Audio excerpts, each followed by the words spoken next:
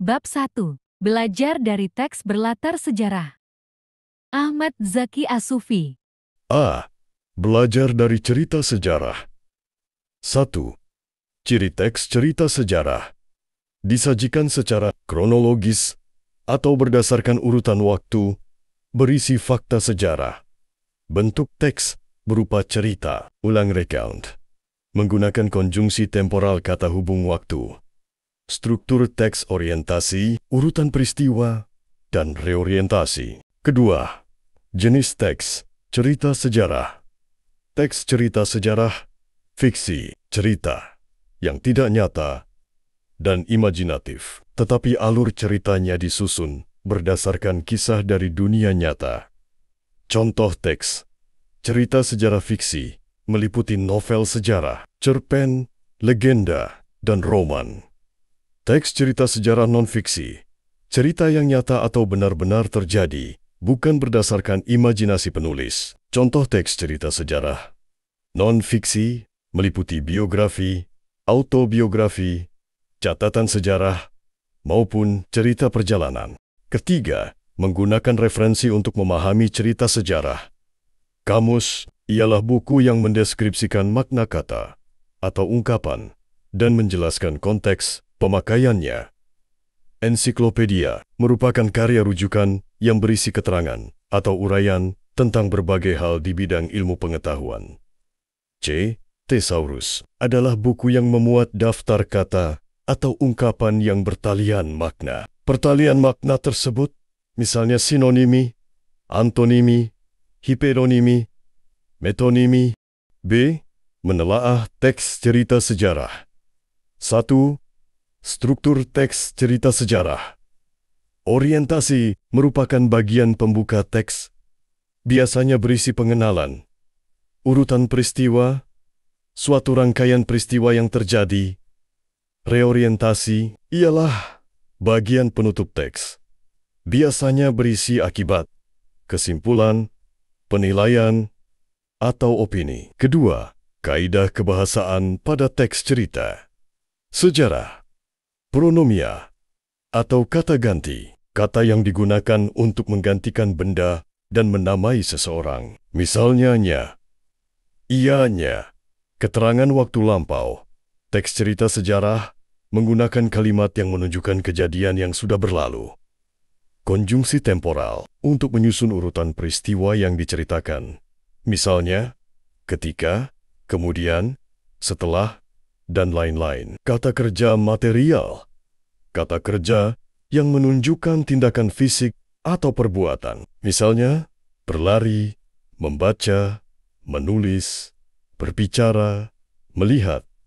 Verba tingkah laku, kata kerja yang mengacu pada sikap yang dinyatakan dengan ungkapan perkataan. Misalnya, merasa, meyakini, melupakan, dan memikirkan. Kalimat simplek, kalimat yang hanya terdiri atas satu verba utama yang menggambarkan aksi, peristiwa, atau keadaan. Kata sifat digunakan untuk mendeskripsikan tokoh, tempat, atau peristiwa dalam cerita. Misalnya, hebat, gagah, cantik, dan lain-lain. Kata yang menunjukkan kejadian atau peristiwa, waktu, tempat. Ketiga, kata umum dan kata khusus dalam cerita sejarah. Kata umum merupakan kata yang memiliki makna luas dan bersifat spesifik. Contohnya, manusia, kerajaan, raja, dan lain sebagainya. Kata khusus merupakan kata yang memiliki makna khusus dan bersifat spesifik. Contohnya, ibadah, perundingan, diplomasi, dan lain sebagainya. Keempat, mengecek validitas informasi. Memisahkan fakta dari opini yang disajikan penulis. Mencari informasi sejenis lebih dari 3 sumber dan membandingkan, lalu menarik garis besar informasinya. Mengecek keaslian informasi di situs resmi.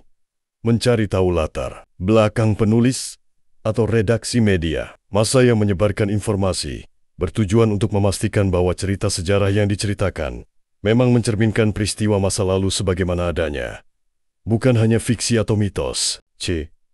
Nilai-nilai dalam teks cerita sejarah.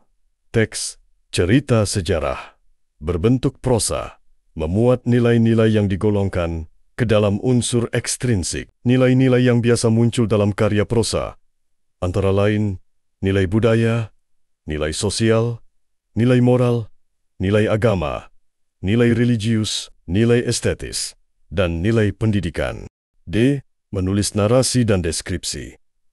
Novel berlatar belakang sejarah, memperlihatkan mutu dan variasi dalam hal bentuk dan isi, dan akan mendapatkan banyak pembelajaran tentang kehidupan dan mengenal berbagai jenis karakter manusia melalui tokoh-tokoh novel. Di setiap cerpen atau novel berlatar belakang sejarah memuat sinopsis. Sinopsis berisi gambaran singkat isi cerpen, konflik, alur cerita, mengenal tokoh utama, dan unsur cerita secara umum. Tahapan membuat sinopsis. 1. Membaca cerpen sambil mencatat pesan, hal-hal penting, dan unsur intrinsiknya. 2. Menuliskan gagasan utama, pesan, dan hal menarik sesuai alur cerpen. 3. Menulis secara ringkas, padat, dan jelas. 4. Menyunting sinopsis. Membuat infografis tokoh. Infografis adalah media informasi yang disajikan dalam bentuk teks, dipadukan beberapa elemen visual.